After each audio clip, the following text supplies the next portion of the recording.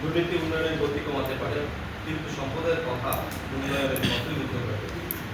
আমরা জানি শিল্প প্রদানের সংস্থা বলে দিয়েছে অনেক দুর্নীতির কথা। আসলে দুর্নীতি হচ্ছে পরবর্তীতে গাছের ডালপালা, গাছ যদি না থাকে, সম্পদ যদি না থাকে, কিভাবে দুর্নীতি হবে? তিনি বলেছেন যে মহামারী আসে কোথা থেকে? মহামারী একটা ব্যাধি আসে কোথা থেকে? অপুষ্টি থেকে। সে অপুষ্টি হচ্ছে সম্পদ। আমাদের সম্পদ যদি না থাকে তাহলে কখনোই সে দুর্নীতি সেখানে অনিয়মিত কোনো প্রশ্রয় থাকবে না।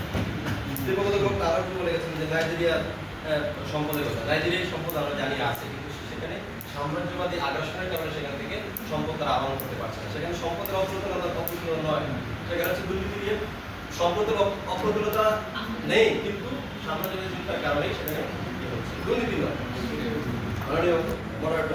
সেখানে তিনি বলেছেন যে ক্ষীরা গাছ বড় হবে কিভাবে? ক্ষীরা গাছের বীজের সমস্যা, মাটিতে সমস্যা। ক্ষীরা গাছ বড় হলেই তো দুর্নীতি করবে।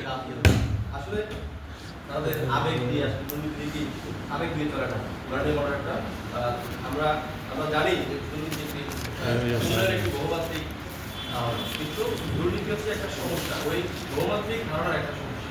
কিন্তু আমরা বলতে চাই কোনো একটি দেশের উন্নয়নের ক্ষেত্রে সম্পদ রিসোর্স অবশ্যই প্রয়োজন। রিসোর্স না থাকলে আমরা কখনোই কোনো বাজেটে কোনো কলাবরেট আমরা বড় বড় উন্নয়ন প্রকল্প পুরোপুরি বাস্তবায়ন করি। আমরা যদি আমাদের দেশের সম্পদ রিজার্ভ যদি আমরা না দেখাতে পারি, আমরা কখনোই এই বড় বড় মেগা প্রকল্প আমরা বাস্তবায়ন করতে সক্ষম হব না। এরপরে আমরা এই আমাদের প্রাকৃতিক দুর্যোগ, আমাদের জলবায়ু পরিবর্তন, এটা কিভাবে আমরা রোধ করব? দুর্নীতি দূর করব। আমরা প্রতিনিয়ত আমরা জলবায়ু পরিবর্তনকে মোকাবেলা করছি, ফেস করছি। আমাদের উন্নয়নের প্রধান বাধা হচ্ছে জলবায়ু পরিবর্তন। জলবায়ু পরিবর্তন হলে আমাদের এই বিশ্বের দেশগুলো বা নিম্নাঞ্চল সমুদ্র তীরবর্তী অঞ্চলগুলো পানির নিচে তলিয়ে যাবে। এখানে দুর্নীতি কোনো সমস্যা নেই।